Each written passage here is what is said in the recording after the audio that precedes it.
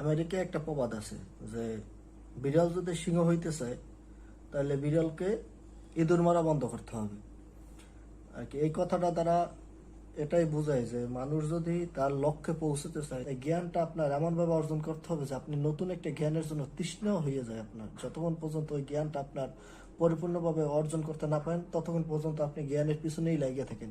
এইটাই হচ্ছে জ্ঞান পিপাসু। যেমন আপনি পানি খান, এটা একটা ন্যাচারাল। আর আপনার পানি পিপাসু, যেমন পানি না পাওয়া পর্যন্ত আপনার কি এই প্রাণ বা দিল আপনার ঠান্ডা হয় না। ওইটা হচ্ছে কি পানি পিপাসু, তৃষ্ণার্ত আপনি।